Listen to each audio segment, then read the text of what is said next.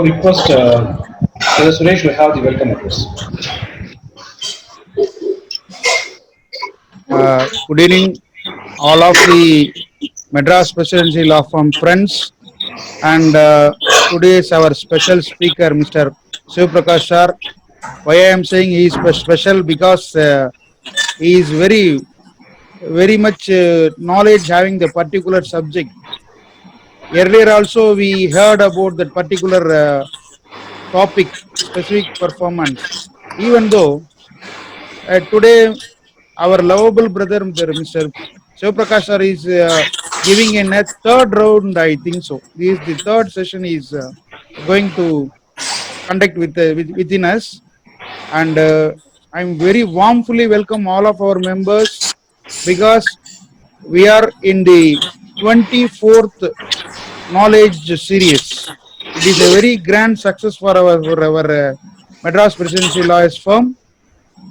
I wish it will conduct further successful series and sessions, and welcome all of our friends and brothers and participants and team of Madras Presidency Law Firms. Thank you very much, sir. Thank you, sir.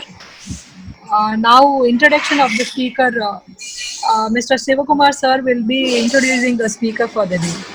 Yes, good evening, everybody, and welcome to all the members of Madras Presidency Lawyers Forum. Today we have the knowledge series 24th episode. Today our speaker is Mr. Sivaprakash, High Court, Advocate High Court of Madras and other courts also. Mr. Sivaprakash has enrolled himself in the bar in the year 1998, and particularly we Ramesh Putti and Sundar Vadivel, Ganesh Kumar, and some of the members are all classmates of Mr. Sivaprakash. Initially, he has joined senior counsel Mr. Ramachandran as junior. You all know that Mr. Ramachandran is the father of present Justice Mrs. Anida Usman, and he worked there for 3 to 4 years. After completing, his successful juniorship, he has joined his father's office, and now he has taken full charge of the office, and he is doing cases in writ petitions and appellate jurisdiction and other bank matters also. And he is now is legal advisor for more than few companies, and he is assisting more than 10 to 20 juniors with all his good deeds, and including ours also. Our friends also got help from him to do cases and other financial matters also. And we welcome Mr. Sivaprakash to give the session in specific performance, practice, and procedures. Thank you.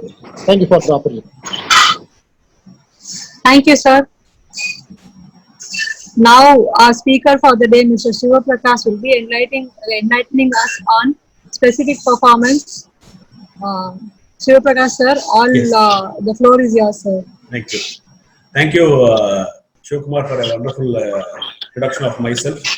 And also thank MPLF for giving me the second opportunity to express my views on the law of specific performance. Let me try to cover up the subject. I understand it's a very vast subject. Within the available time, I will try to cover up the matters. The law of specific performance is based on the English law. It is based on the law of equity. The specifically fact 1963 is a now prevailing act. Before that, specific relief act 1877 was in force. That was repealed, and specific relief act 1963 came into effect. The development of law was based upon the common law practice, because we follow mainly the British law of jurisprudence. This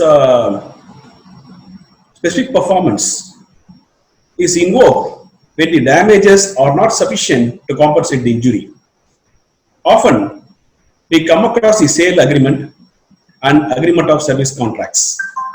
For enforcing all these contracts, the law of specific relief comes in aid to the parties as well as the the specific relief act and the Indian Contract Act are interconnected. As we all know, that a suit for specific performance can be laid only when there is a concluded agreement. If there is no concluded agreement as per the Indian Contract Act, there cannot be any suit for specific performance, as the rights of the parties can be ascertained or can be enforced only when there is a contract concluded between the parties. I think it is not necessary for me to go into the principles of contract law, as everyone being practicing advocates would be very much aware of the same. I'll restrict myself to the specific relief act and the applicable provisions of law under the various statutes. If you take the pleadings as defined in Order 6, we will find that pleadings includes both plaint and written statement. And regarding the form of the plaint, that is a very basic thing that is defined or that is or earmarked by including the provision of Order 6 Rule 3 CPC. Order 6 Rule 3 CPC speaks about the format in which every suits have to be laid. And as regarding the suit for specific performance, the suit has to be filed based upon two forms. There is Appendix A in the Civil Procedure Code, which contains Form 47 and Form 48 in respect of suit for specific performance. If you see these two forms are very much essential for not only for filing the plaint as well as the written statement. Even while drafting the plaint, as my father used to say, that whatever we are going to plead, either in the plaint or in the written statement, we have to first reduce it in at least in a nutshell or a short form in the notice. So I would also suggest the same to my friends, that while drafting the notice itself, we have to confine or concise the plaint or the written statement to put forth the case of our client. So we have to be doubly careful that while drafting the notice itself, we have to see that the contents of Form 47 and Form 48, as mentioned in Appendix A of the Civil Procedure Code, forms part of the notice as well as the pleas. Once that is done, it will be very easy for us to confine our stance before the court. As we see the forms, Form 47 and Form 48 of Appendix A of the Civil Procedure Code, it says that we have to plead readiness and willingness. That I will deal it while after going through the various provisions of the Specific Relief Act, because that is not necessary now in view of the Amendment 2018. What now we have to prove is only the readiness and willingness, and we need not plead readiness and willingness. Again, a question comes before us. How can we plead or how can we prove a certain aspect of the plaint without there being a certain aspect of the case without there being any pleadings? Under civil law, it is basic that unless and until there is any pleading to that effect, either in the plaint or in the written statement, it cannot be supported by any evidence. Even if you support any evidence, even if you give any evidence before the court, that cannot be proved at all under the civil law purview, and courts will readily say that there is no pleadings at all to that effect, and so cannot be looked upon. So what I would suggest to my friends is, even though Section 16C of the Specific Relief Act has been amended by Act 2018. And what we now mandates is only proving of the readiness and willingness. I would suggest that we let us plead the readiness and willingness in the plaint itself. As the march of law, previously it was we have to prove it, we have to plead and prove readiness and willingness, and today it is only proving of readiness and willingness. Committing for the purpose of repeating, we cannot prove certain aspects unless there is a pleadings. So I will suggest my friends to strictly follow Form 47 and Form 48. It is will not only be essential for put forthing our stance, but also to see whether the case of the other side is in conformity with the forms.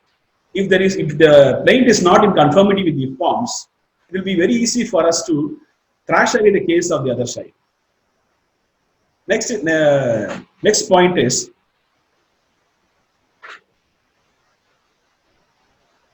the Amendment Act 2018.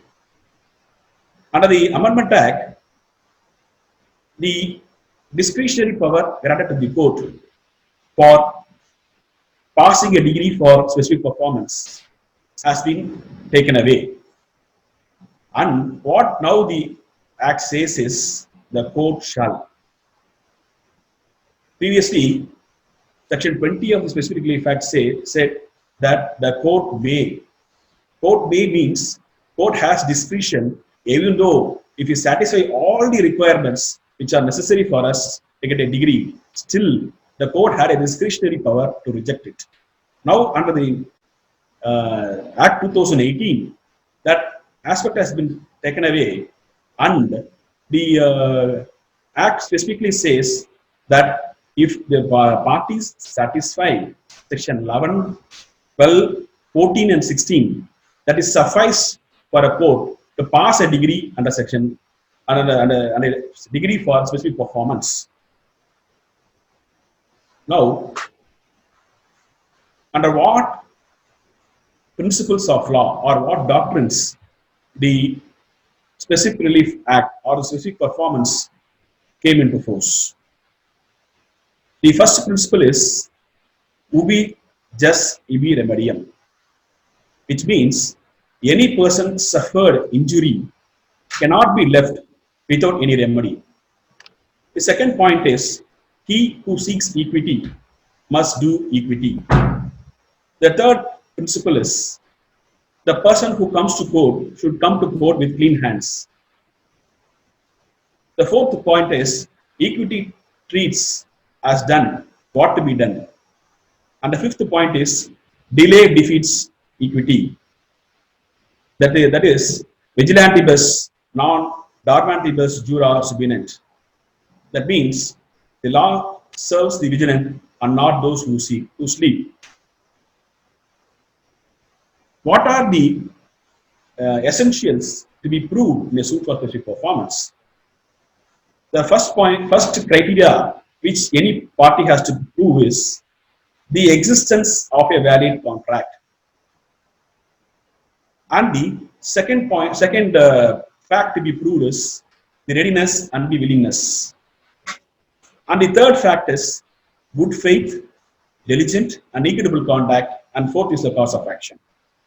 If all these things are proved, the suit for specific performance has to be decreed.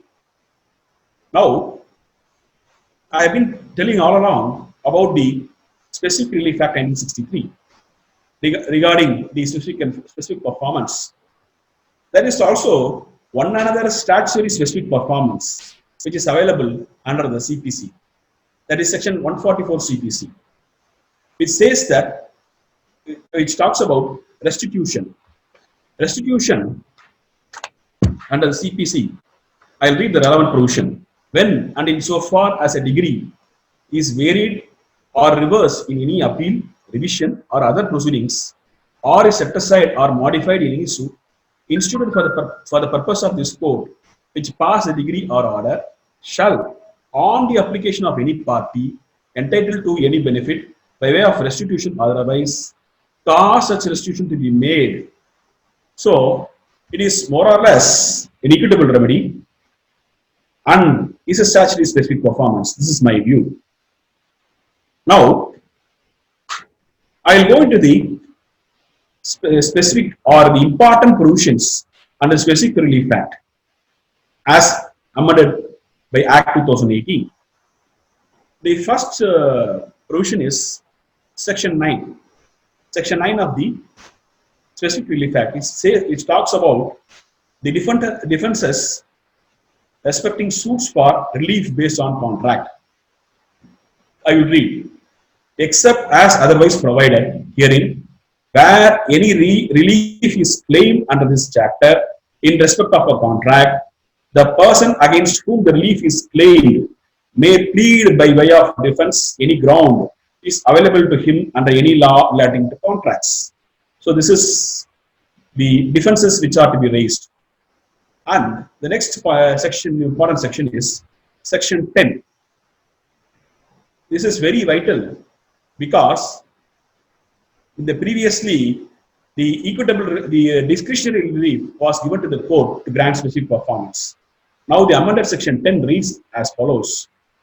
The specific performance of a contract shall be enforced by the court subject to the provisions contained in subsection 2 of Section 11, Section 14 and Section 16. I will pause here for a moment.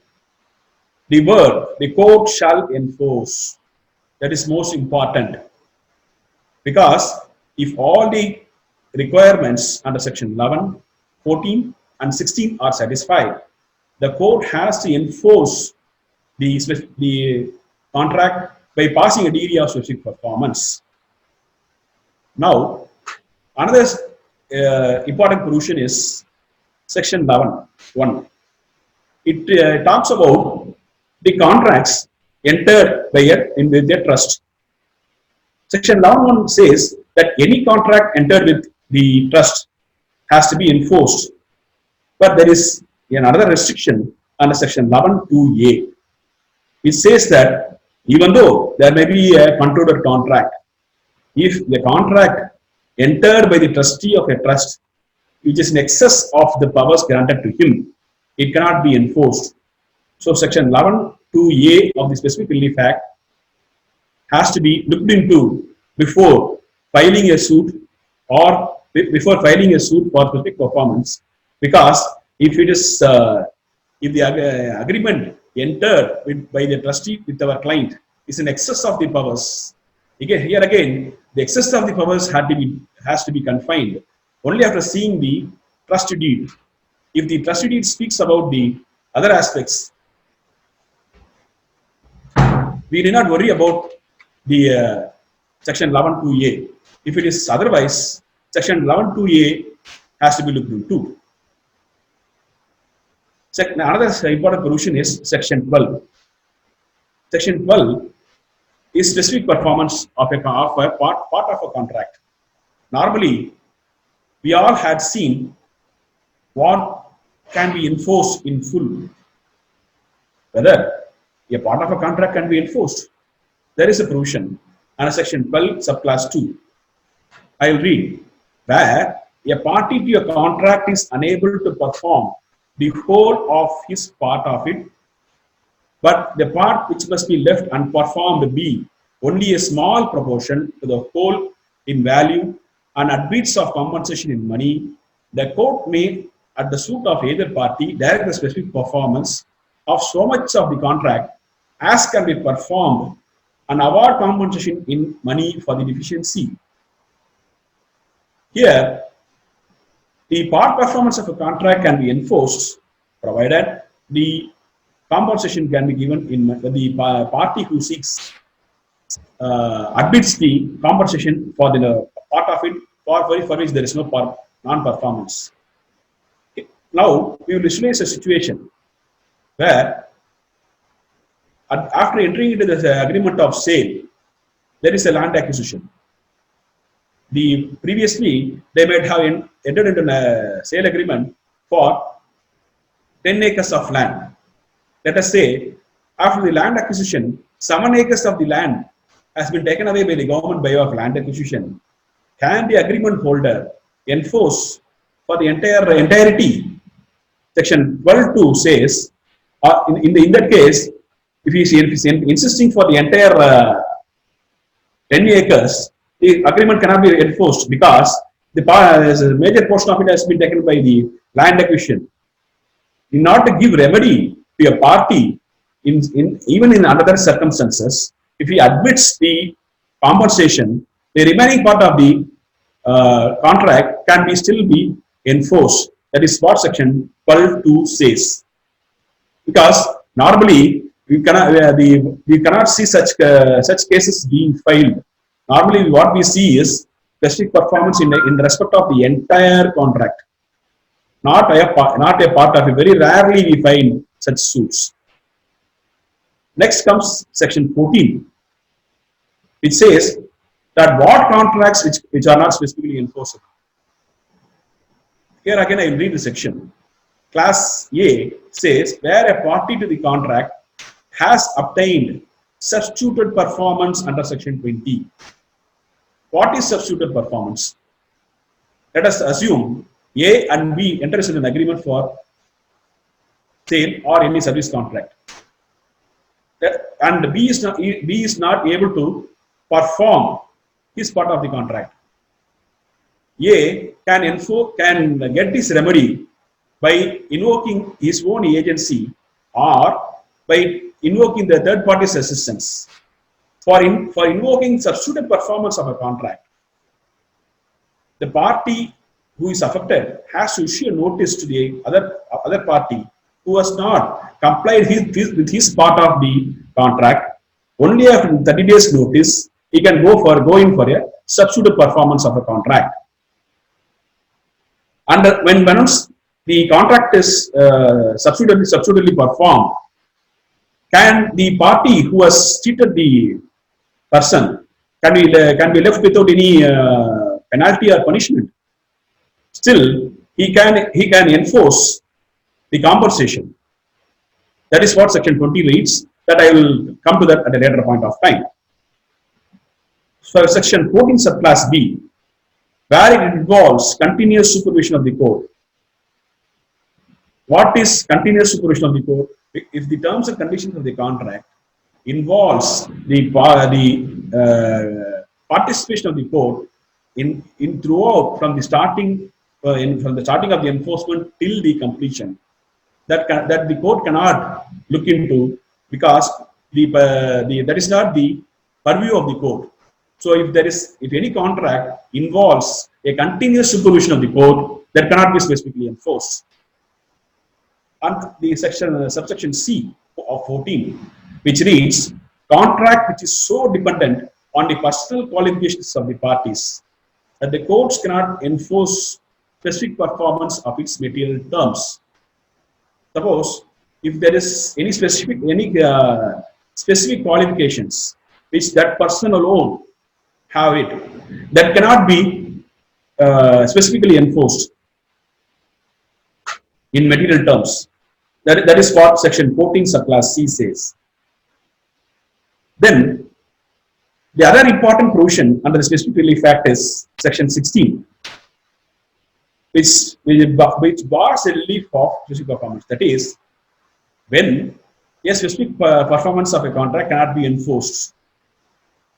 Again, substituted performance of contract comes into as one of the rules. So, section 16 subclass A, it says, who has obtained substituted performance of a contract under section 20. So that cannot be specifically enforced. And section 16 subclass B, who has become incapable of performing or violates their essential terms. The third, that is 16 subclass C, is a very important provision. Who fails to prove that he has performed or has always been ready and willing to perform the essential terms of the contract which are to be performed by him, other than this performance of which has been prevented or waived by the defendant.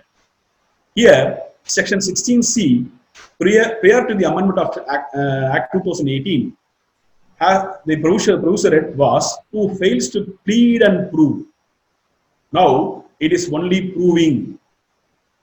As said earlier, I will request my friends to frame the plaint in conformity with the form 47 and 48 of Appendix A, now to get over with this. That is proving of the readiness and willingness. Readiness and willingness, though the form 47 says that the readiness and willingness have to be pleaded, under the amended act, it is only proving alone. Sorry for the repetition. Proving in the civil proceedings cannot be made without there being any pleadings to that effect. So there is nothing wrong also in pleading readiness and willingness when there is no bar. Next important provision is section 20. That is substitute performance of a contract, which I have already elaborated what is substitute performance of a contract.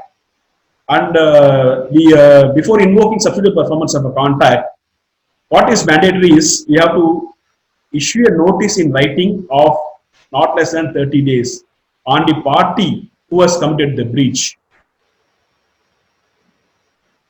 Only after his refusal, the party who has been affected can engage a third party for substituting the contract.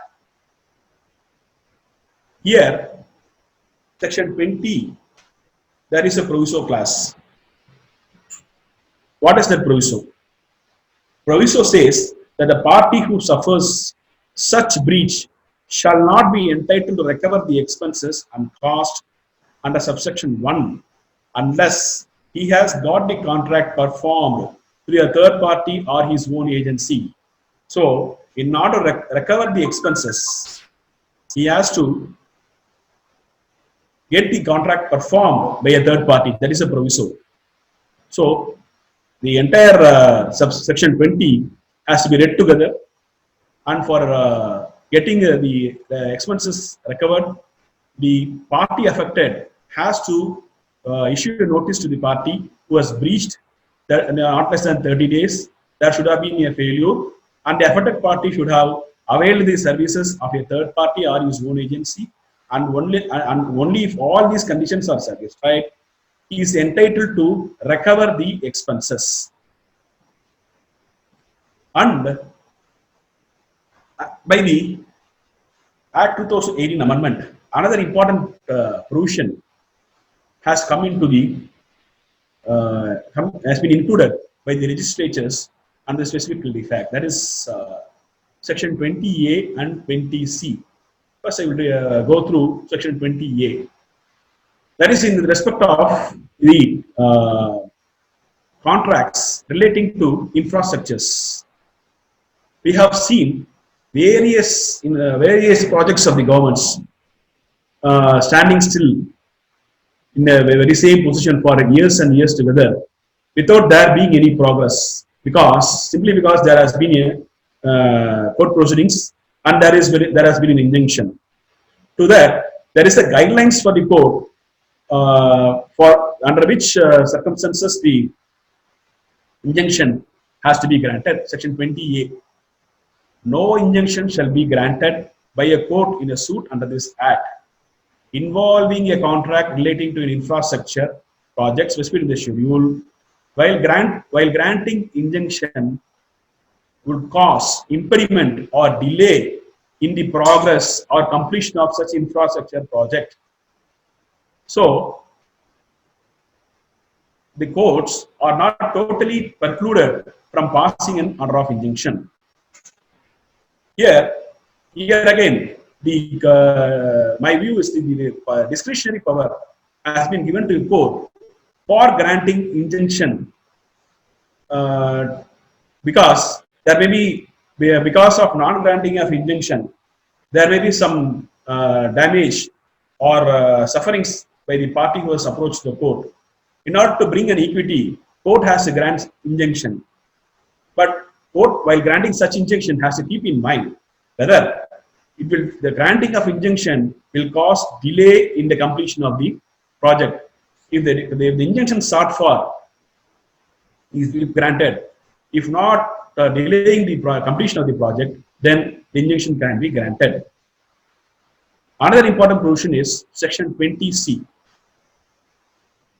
This again is a very important boon, I would say, to the litigants, because normally for any civil proceedings there is no time frame. Under this section 20C, it says that if a suit is filed under the CPC, it has to be disposed by the court within 12 months from the date of service of summons of the defendant. There is a time frame. Previously, there was no time frame mentioned under the Specific Relief Act or under the CPC for disposal of the suit for specific performance. And normally, a party who wants to drag on the proceedings will jolly well file a suit for, say, civil suit for some relief, and see that the matter is not ended in a very short span of time. Now, the legislators have thought that the tendency of the parties taking advantage of the civil proceedings, leading to filing of multiple suits for specific performance, and that should be curtailed.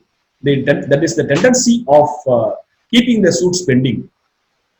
For that, they have framed a time limit of 12 months, the date of service of summons, within which the suit has to be disposed. Again, if there is a position where the suit has gone beyond the period of 12 months, the date of service of summons on the defendant, what the safeguard is given to the courts is another 6 months thereafter. So, 6 months for disposal of the suit. So, the entire section 20C says 12 months plus another 6 months. That is 18 months from the date of service of summons on the defendant, the suit has to be disposed. Because we see so many suits pending, both before the subordinate courts as well as before the high courts, relating to the suit for specific performance. The time frame, I think, will curtail the dragging away of the suits, either by the parties or by the, normally, if the party drags, the blame comes on the councils. Because after all, we support the claims cause, and the advocates, we don't have any personal cause in the cases filed by the parties. Next, another important provision is section 21. It deals about compensation in addition to specific performance or any one relief. This is also a very vital thing. And another aspect, section 28, that is most important. Getting a suit for specific performance degree in a court itself is a very Herculean task. After getting the specific degrees passed by the court, if the party who has obtained the degree for specific performance, even if there is a delay, I will say that the purchaser who has gone to the court by saying readiness and willingness has to prove his readiness and willingness not only at the time of institution of the suit, but also after the passing of the degree. Because if within this particular stipulated time, if the party who has been granted a degree does not act within the time, then the other party in the proceedings can approach the court for appropriate relief. Previously, if there any degree is granted, and if the party has not acted upon the degree, the other party had to only file a civil suit, another suit for for appropriate remedies.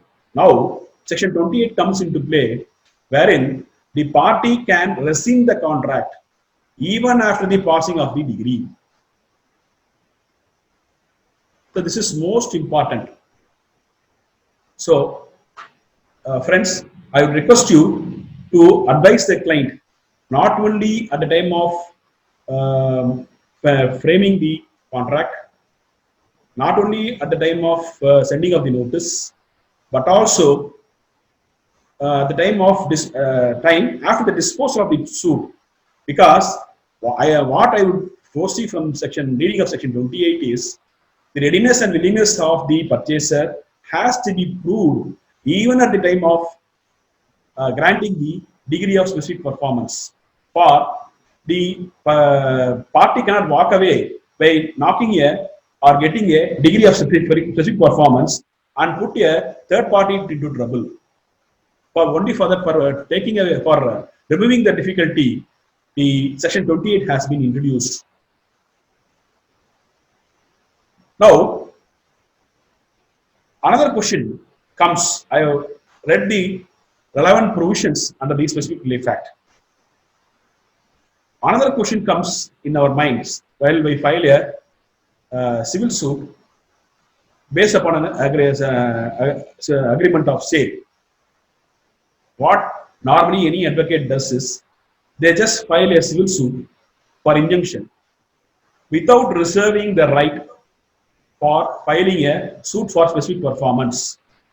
If the suit, if a right to file a suit for specific performance is not reserved by filing an application under the right to sue the suit for specific performance cannot be invoked or cannot be made in view of Order 2 Rule 2 CPC. Under Order 2 Rule 2 CPC, we have to file an application reserving our right. What I would suggest is we will file an application. There may be, we may take a stance by saying that that suit was filed under a different cause of action. That is the suit for injunction. And a suit for specific performance has been filed under a different cause of action. That let us not take a chance. Let us file an application under Order 2 Rule 2 because we are filing a suit, an injunction suit, only based upon an agreement. So let us file an application under Order 2 Rule 2 CPC, reserve a right for filing a suit for specific performance, so that if later on it will not be a bar for us for filing a suit for specific performance. Now, I will go to the case laws. As the time is running out, I will restrict to the time to the even possible. Section 12. Section 12, I was talking about part performance of a contract. Section 12. The case law is Kartar Singh versus Harjinder Singh, reported in 1993 SEC 517. It says it is it was a case where it's a joint family property which was not partitioned. Only one co-owner of the property entered into an agreement for sale, and that was not performed by that was breached actually. So the agreement went by way of a civil suit, and the prospective vendor, he took a stand that since the property was not partitioned and there is no division, the agreement entered with cannot be specifically enforced. Here, the Supreme Court came to the aid of the parties and the affected party and held that the suit for the relief of specific performance can be decreed, and a suit for partition can be filed thereafter. So, simply because the property was not partitioned, the party cannot walk away by saying that the agreement cannot be enforced. That is what the law in Kartar Singh versus Harjinder Singh, 1993 SEC 517. The next citation is Syscon Consultants. This is also a case where the joint filing property was agreed between the parties for purchasing. The suit was filed for specifically enforcing, and there had been various litigations between the parties. And what the law laid in by the Supreme Court in this case is, even though the property is not divisioned, there is no bar for passing a degree for specific performance, as there is no bar under Section 44 of the Transfer of Property Act for conveying the property. For the convenience of my friends, I will read Section 44.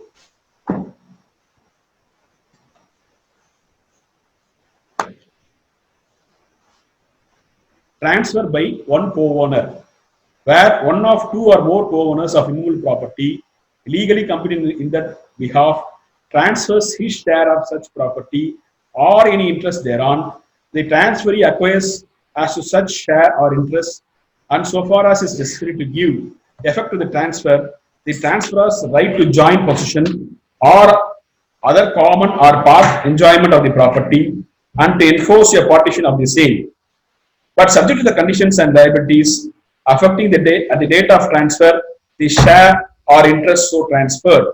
So, a plain reading of Section 44 makes it clear that there is no bar for transferring one co-owner's share. Consequently, there is no bar for enforcing such contract. That is what the law laid down in 2006 10 SCC 353. Then,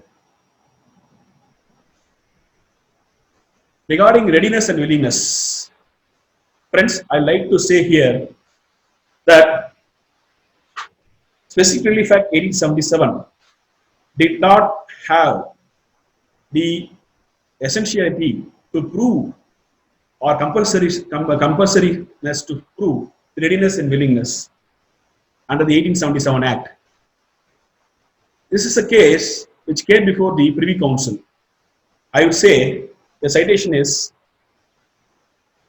Ardeshir H. Mama versus Flora Sassoon, reported in AIR 1928, Privy Council 208. In that case, even though there was a necessity for the parties to, there is always the superficial performance, under the 1877 Act, even though there was no necessity to prove readiness and willingness, it was laid by the Privy Council that the party seeking specific performance has to plead and prove readiness and willingness.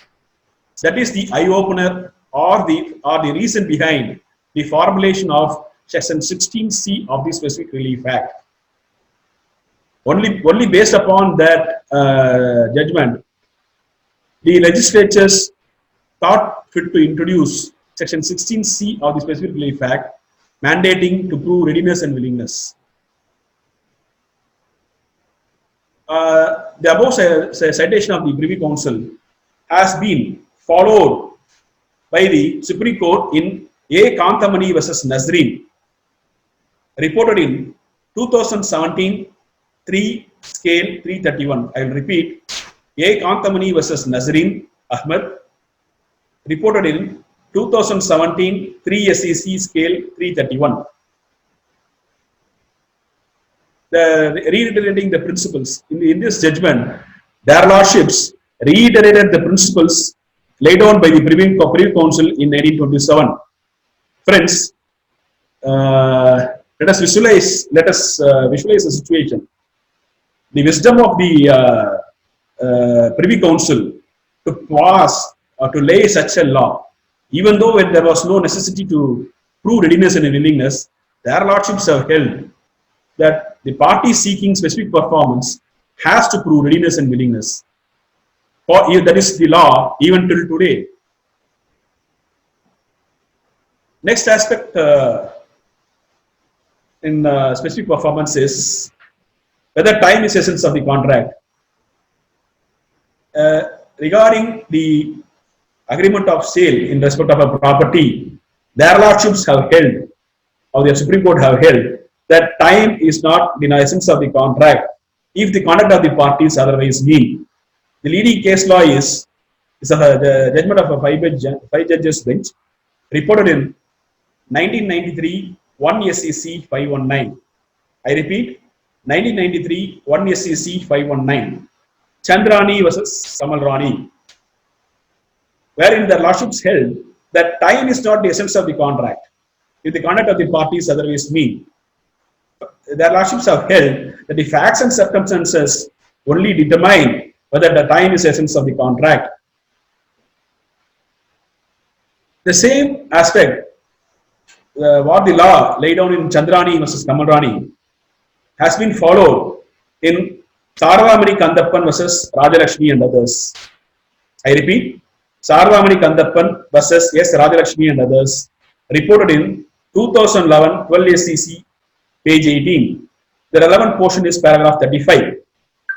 There again it has been said that in respect of contracts for conveyance of property, time is not the essence of the contract. And another aspect regarding specific performance is what is the remedy to a party in respect of a suit for specific performance, an agreement for specific performance, an agreement for sale pending, and he conveys the property. What is the remedy? Not only, normally, what we would suggest is that the person who having the agreement, we will advise him to file a suit for a declaration that a sale deed executed in favor of a third party pending the agreement has to be declared null and void. That is what normally will flash in our mind. But the citation or the law laid in Durga Prasad and others versus Deep Chand and others. I repeat, Durga Prasad and others versus Deep Chand and others, reported in AR 1954 Supreme Court 75, page 75. Their lordships, there was three views. One is we have to cancel this sale deed. The other is the actual owner cannot be made to execute a degree, and this suit for specific performance cannot be enforced. But their lordships before the Calcutta High Court held that the vendor and the third party purchaser have to jointly execute a sale deed in favor of the agreement holder to avoid multiplicity of legal proceedings. Because for cancellation of a sale deed, the party who was made to run to the court, not only for paying the court fee for enforcing the specific contract, cannot be compelled to pay the court fee for cancellation of the degree also. So that view of their lordships before of the Calcutta High Court have been followed or had been referred, I stand corrected, have been referred and upheld by the Supreme Court in Durga Prasad and others versus Deep Chand and others, and the lordships have affirmed the view of their lordships of the Calcutta High Court and held that both the vendor and the vendor, in the sense the party who was breached, as well as the third party purchaser should jointly execute a sale deed in favor of the person holding the agreement. So, thereby the multiplicity of legal proceedings come to a stop, and you not undergo one another ordeal of facing another suit. And next important topic is what comes in our mind normally is whether can we enforce our rights of a specific performance based upon an agreement which is unregistered. That normally comes in our mind. That doubt is, even though section 49 of the Registration Act 1908 says that in respect of a suit for specific performance, the parties can approach the court and get the relief based upon an understood agreement. There had been contradicting views of various courts, and so there was a confusion for the parties whether he can approach a court of law with an understood agreement and seek for a specific performance. For this, our Madras High Court in a recent judgment reported in 2020 2 Law Weekly, page 201. I repeat, 2020 2 Law Weekly 201. In the case of C. Ramaya versus C. Jnanambal and others, wherein our Madras High Court has held that based upon an understood sale agreement, the suit for specific performance can be filed as there is no bar under section 49 of the Registration Act, and the proviso of section 49 is very clear. Now, the settled position of law is that a suit for specific performance can be filed even based upon an unregistered agreement. And another difficulty what we advocates face is amendment. Whether an amendment can be filed in a suit for specific performance. For that, I rely upon the judgment reported in AR 2012 Supreme Court 1887. I repeat, AR 2012 Supreme Court 1887. Ramesh Kumar Agarwal versus Rajmal Exports Private Limited and others. In this case, their lordships have clearly held that the amendment of a pleadings cannot be refused if the amendment is bona fide. This is the case where the amendment was sought immediately after the filing of the suit. That is, even before the trial could have been commenced. Their lordships of the Supreme Court have held that the courts should not adopt hyper-technical approach while dealing applications for amendment in a suit for specific performance in order to avoid multiplicity of legal proceedings. I think this even the lordships have relied upon a 2010 judgment of the Supreme Court and stipulated various conditions under which an application for amendment has to be looked into by the court. Further, adding that the list so enlisted is not exhaustive and varies according to the facts and circumstances of the case.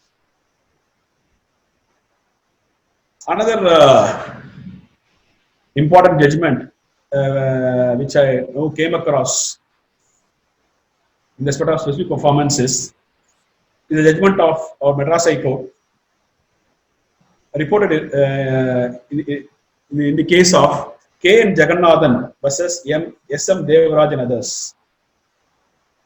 Here, in this case, the facts and circumstances were that the relief of specific performance cannot be granted to the party who has approached the court. In that case, what is the remedy for the party who has advanced the amount? Nearly 13 years have gone to the date of agreement. And the curious aspect is the defendant has not sought for the refund of the advance amount, returning of the advance amount. But their lordships, after dealing with Order 7, Rule 7 CPC, Order 7, they normally, while drafting the plaint, limiting myself to the prayer, as well as to the written statement, normally what clause we would add is requesting the court to order for such further or other orders under the facts and circumstances of the case. That is what normally we will add. At the time of concluding the pleadings, it may be either plain or the written statement. But Order 7, Rule 7, if you read, it is applicable only to the plaintiff. But our Honorable Madras High Court have held that in respect of Order 7, Rule 7, I will read Order 7, Rule 7 for better clarification. Rule 7.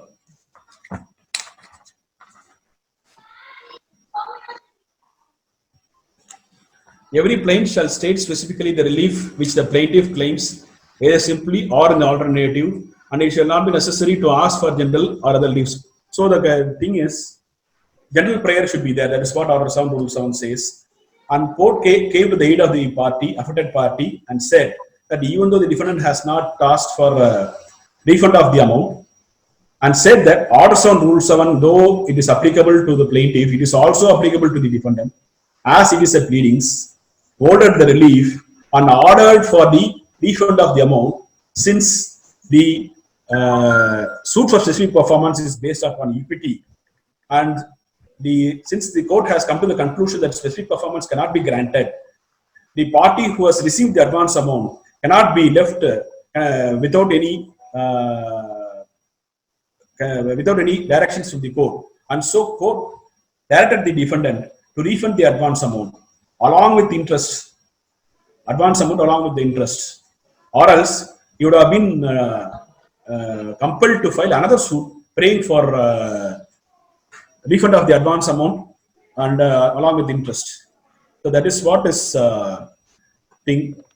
And due to paucity of time, what I would suggest, what I would request my friends is that all these citations will come in aid to all of us, and the sessions had made me also to read various provisions and these citations, and I thank MPLF for the wonderful opportunity.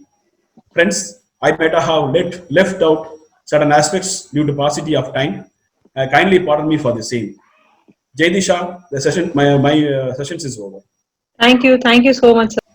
So we've got so much of knowledge on specific performance today, sir. Now we would like to go ahead with impressions.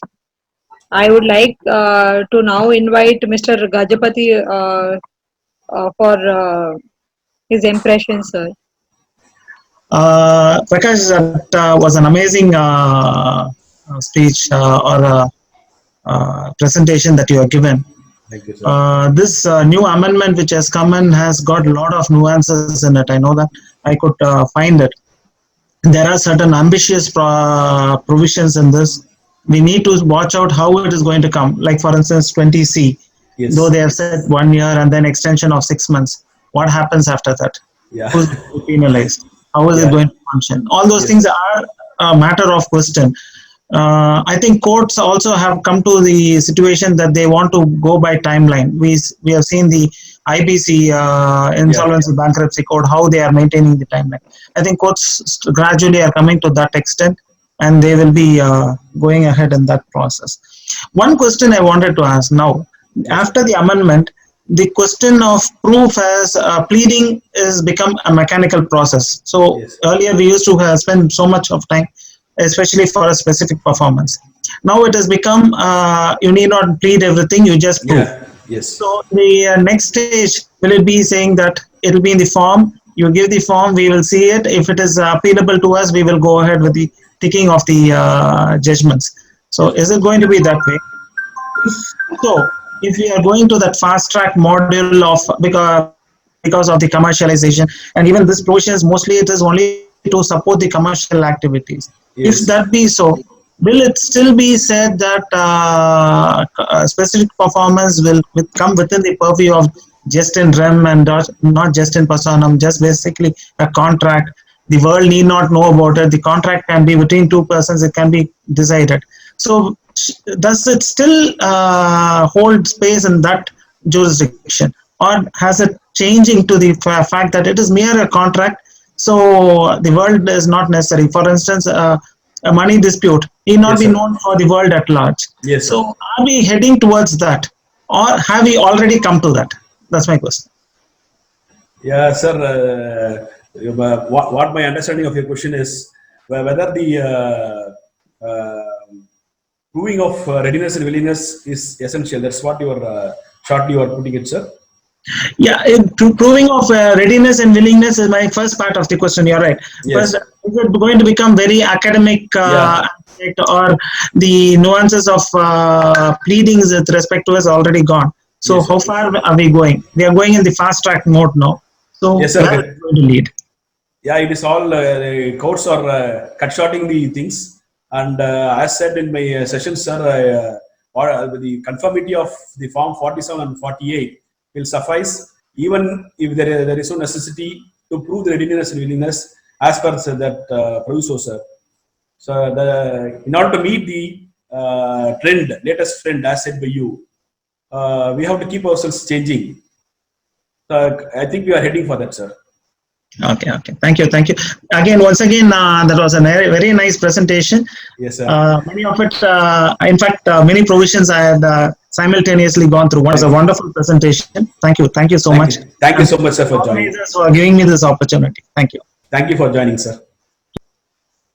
Thank you, sir. Now I would like to invite Mr. Narana Rajan sir to give his impression on this.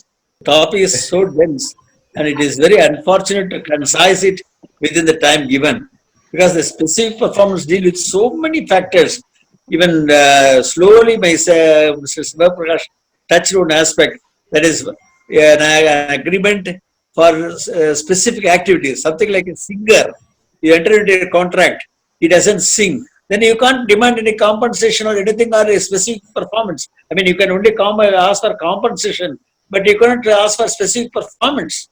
A dancer refuses to act under the contract. She cannot be compelled to dance. She can be asked only compensation. So he has got so many topics to be touched, but yet he has gone through a bird eye view. But as one of our friends had put a message that the time is very short, so we have to go for one another session once again. I saw that clipping now. So I think one more clipping, one more chance would be helpful to me, to my good friend Siva Prakash, my learned friend Siva Prakash, to give an elaborate idea of the entire subject. Thank you so much. Thank you. Thank you, sir. Shiv Kumar, you can go ahead. Then Soham and Siddharth follow. Yes, this is a wonderful session, and thank you for the hard work, Mr. Siva Prakash, and enlighten us the particular portion very deep in detail, and we have a little bit knowledge about the new amendment also, and we got some clear output from the amended act. And my only one question is, what happened to the unregistered agreement? That I have clarified. The latest view judgment of our Madras High Court says that there is no prohibition under Section 49 of the Registration Act to enforce an unregistered agreement. Yes, sir. That is again another wonderful session from Siva Prakash sir. I could still remember the session presented by Siva Prakash sir so far as the summary suits are concerned. Like this session is again going to be a ready reckoner for many persons who are not that very familiar with this subject. I'm very delighted to attend this session. So probably we would require one more session to have another session on the same topic, so that it will be useful to know, in fact, for sir also to cover certain other aspects also of this act. Bhaskar, then Kanmani. Yes, sir. First, thanks to Ravi Meenakshi Sundaram ji, to join as a Madras Lawyers Presidential Forum in this group to learn the more lectures like our friend Siva Prakash and others. And today the lecture given by Siva Prakash is excellent. Within this reflected time, he has covered the main sections of the specific relief act, that too specifically in the specific performance. And once again, I thanks to the Madras Presidential Lawyers Forum, and I assure that you will also take another class for touching the other provisions like compensation, damages, to know the that extent also in the specific performance. I once again thanks to Siva Prakasham and the Madras Lawyers Forum. Thank you. Thank you, sir. May I now request Mr. Kunnakudi, an architect who is the son of great violinist Mr. Kunnakudi Vaidyanathan, to give the impression, please. Good evening, everyone. I'm the only odd man out here, I think. But anyway, I was really enjoying most of your sessions. being a non-advocate, coming to know about more things which a common man has to learn about this.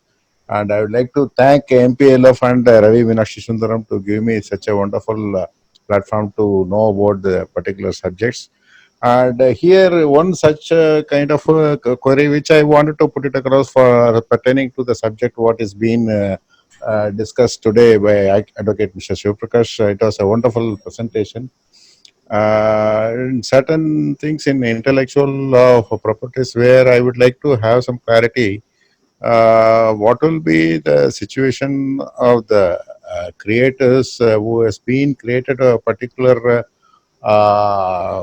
music system, which is a theme or song or a genre or whatever it is, and whether it is been in the hold of the creator after the 11 years or it is still with the producers, how it is. And this is one particular this one. And moreover, I would like to have the second question is how long can we use any copyright position? Somebody says that we can use that particular genre for 11 seconds or something like that. Is it true? I want to have a clarification on these two aspects. Actually, today's is specific performance is copyright and then intellectual property. This is a separate ocean. But anyway, if we can throw light on this for a minute, our speaker can go. Sir, it depends upon the terms and conditions of the agreement, sir, between the parties. That's Sir, right. if the agreement is silent, then other circumstances have to be looked into. Okay. So, what the base for the any litigation, either for the enforcement of it or for the infringement of it under the Copyright Act, the agreement is the base. So we have to see the terms and conditions, sir. If there is any time stipulated where in which we can the party have reduced into writing that up to this much of years you can utilize it, and afterwards you cannot have any right over the same. If the wordings are there to such an effect, I think that will help the parties. Without going into the other aspects, sir, just as an outline I have answered. Okay. Thank you, sir. Anyway. Kanmani? Sir, very excellent session, sir. Mr. Shivaprakash, sir, a very excellent session.